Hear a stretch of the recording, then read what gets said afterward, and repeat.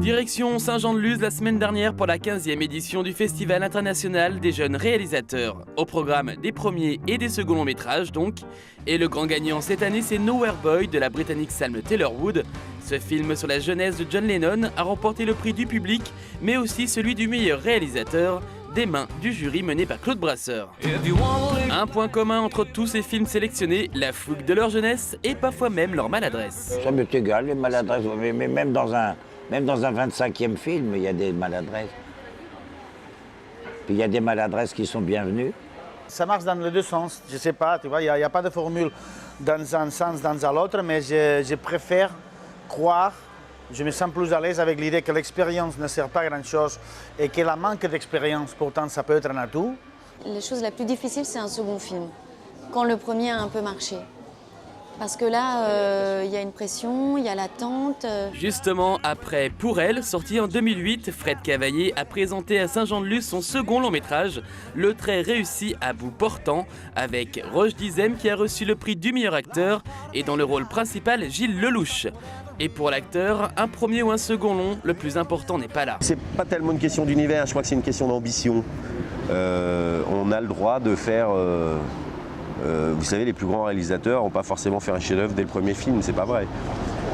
Après, par contre, il y a une volonté. On sent une soif de cinéma, une volonté de cadre, une volonté de narration, une originalité dans le propos. Bref, autant de qualité sur un premier film, même s'il n'est pas forcément totalement abouti. Mais en tout cas, on sent qu'il y a une patte et un artiste derrière avec un propos. C'est souvent le cas chez les réalisateurs avec lesquels moi j'ai pu travailler, où je voyais leur premier film et je me dis ouais, il y a quelque chose, indéniablement il y a quelque chose. Le plus dur finalement, c'est comme pour tous les films, la sanction du public, immédiate s'il ne rit pas devant une comédie. Anne de Petrini qui a présenté son premier long Il reste du jambon l'a bien compris. Oui, parce que quand on fait un film sérieux ou dramatique, on mesure pas le degré d'humilité dans l'œil des gens, on regarde pas s'ils ont pleuré, enfin c'est pas, il n'y a pas de, voilà, il y a pas d'unité de mesure et là on l'entend quoi, vraiment. Et on en a entendu des rires justement pour le film Dernier étage gauche-gauche, réalisé par Angelo Cianci et récompensé au Festival de Saint-Jean-de-Luz par le prix du meilleur film par le jury jeune et du meilleur espoir pour Aymen Saidi. Une comédie c'est assez rare sur une prise d'otage en banlieue ou comment rire sur et avec les banlieusards. Il y a différentes manières de traiter de la banlieue. À partir de là, quand on voit l'échelle, voilà, on cherche où on veut se situer. Et effectivement, c'était intéressant de se pointer comme ça, voilà, de mettre une petite épingle sur la carte du territoire. Les gens ont bien aimé le côté comique de ce qu'on a pu installer dans cette histoire. Une chose est sûre, la relève du cinéma était bien présente à Saint-Jean-de-Luz, nous voilà rassurés. Je vous jure sur la tête de ma mère que je l'ai pas éduqué comme ça. Des parquets qui grincent, du jambon briseur de couple et du jambon italien. C'est le menu des salles obscures cette semaine. Paranormal Activity vous avez fait bondir d'horreur sur votre siège de ciné. Alors si vous en voulez encore un peu plus, allez voir Paranormal Activity 2, déjà en salle. What's your take on this whole ghost situation? I think it's awesome. This is the freakiest thing that happened to me last night. This is the door closing by itself.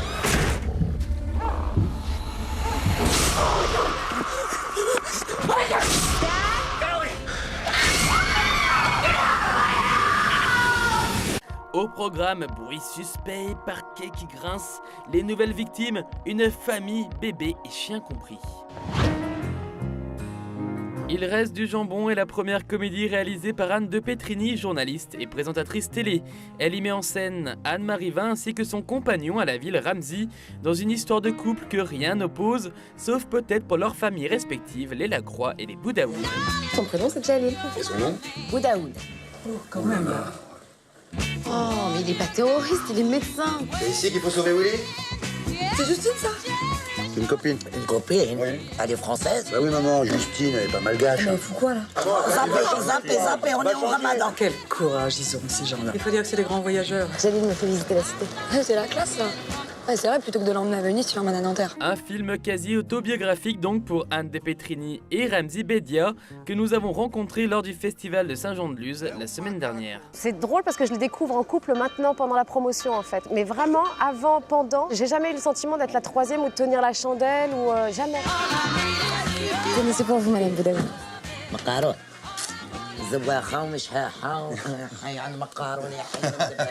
Elle aime tes yeux. Il y a pas mal de choses de notre vie dedans.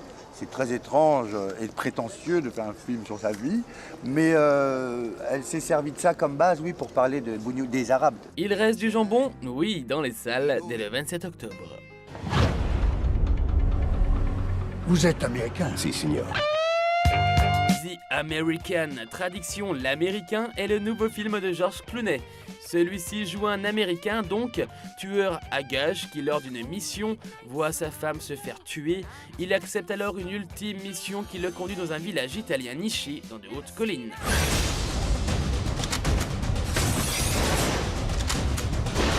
Un homme n'est pas perdu si dans son cœur il a Dieu.